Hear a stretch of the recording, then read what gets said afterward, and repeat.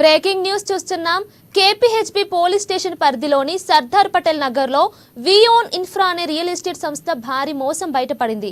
తమ real estate సంస్థలో land కొనుగోలు చేసిన వారికి ఇన్వెస్ట్మెంట్లకు భారీ వడ్డీ అంటూ ఆశ చూపిన సంస్థ యజమాని కె సురేష్ మోసాలకు పాల్పడుతున్నాడు. వందల మంది నుండి 5 లక్షల రూపాయల వరకు వసూలు చేసి ఆ తర్వాత ముఖం చాటేశాడు. ఇక ప్రశ్నించేందుకు వెళ్లిన బాధితులకు కార్యాలయానికి తాళం వేసి ఉండటంతో మోసపోయినట్లు గ్రహించిన 80 మంది బాధితులు పోలీసులను ఆశ్రయించారు.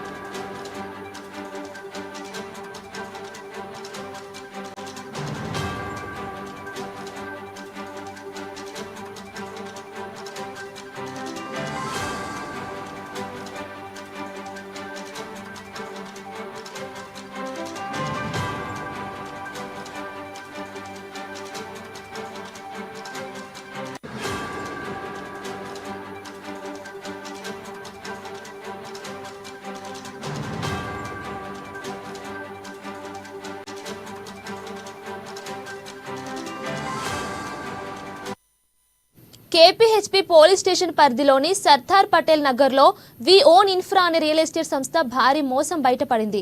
తమ రియల్ ఎస్టేట్ సంస్థలో ల్యాండ్ కొనుగోలు చేసిన వారికి ఇన్వెస్ట్మెంట్లకు భారీ వడ్డీ అంటూ ఆశ చూపిన సంస్థ యజమాని కె సురేష్ మోసాలకు పాల్పడుతున్నాడు. ఇక దీనిపై పూర్తి డీటెయిల్స్ మా ఇన్పుట్ ఎడిటర్ శ్రీనివాస్ అందిస్తారు. చెప్పండి శ్రీనివాస్.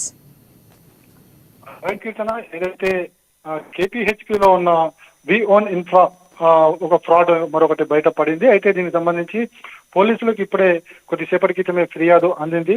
ఏదైతే ప్లాట్లు కొనుగోలు చేసిన వారికి ఇన్వెస్ట్మెంట్లు చేసిన వారికి అధిక వడ్డీ ఇస్తామని చెప్పేసి ఎవరైతే ఈ ఇన్ఫ్రా ఓనర్స్ ఎవరైతే ఉన్నారు సురేష్ మరొక వ్యక్తి ఉన్నారు, సో వాళ్ళు ముందుగా ఆశ చూపారు. దాదాపుగా 100 మంది వరకు కూడా ఆ సంస్థలో పెట్టుబడులు పెట్టారు. అయితే పెట్టుబడులు పెట్టిన 6 నెలల వరకు కూడా బాగానే ఏదైతే చెప్పిన హామీ ప్రకారం వాళ్ళకి అధిక వడ్డీ చెల్లిస్తూ వచ్చారు. కానీ గత 2 రోజులుగా కూడా ఈ వడ్డీ చెల్లింపులకు సంబంధించి ఏదైతే ఈ నెల ఇవ్వాల్సిన వడ్డీకి సంబంధించి చూసుకుంటే కనుక ఆ యజమానులు ఎవరైతే ఉన్నారో వాళ్ళు కనిపించకుండా పోయారు. అదేవిధంగా ఆ సంస్థకు తాళం వేసి ఉండడంతోనే వాళ్ళంతా కూడా బాధితులు లబోదిబమన్నారు. వాళ్ళు 80 మంది వరకు కూడా వాళ్ళు కుక్కట్పల్లి పోలీస్ స్టేషన్కి వెళ్ళి ఫిర్యాదు చేయడం జరిగింది.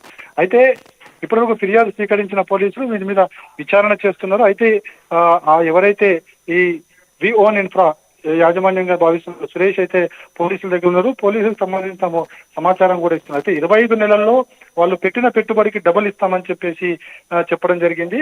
అయితే 6 నెలల వరకు కూడా సక్రమంగా ఇచ్చారు. ఆ తర్వాత నుంచి కూడా మొహం చాటేస్తున్నారు. అసలు అడిగేందుకు వెళ్ళినందుకు అక్కడ తాళం వేసి ఉంది ఆ సంస్థకు అని చెప్పేసి కూడా బాధితులు ఫిర్యాదు చేశారు. అయితే దీనికి సంబంధించి కంప్లీట్ గా డీటెయిల్స్ రావాల్సి ఉంది. అంటే ఎవరైతే హామీ ఇచ్చిన సంస్థ ఏతుందో ఇస్తుందా లేకపోతే లేదా అనేది కూడా పోలీసులు ఆరా తీస్తున్నారు. అదేవిధంగా సంస్థ ఉన్న ఇంకేదైనా కుట్ర ఉందనే దాని మీద కూడా పోలీసులు ఆరా తీస్తున్న పరిస్థితి ఉంది.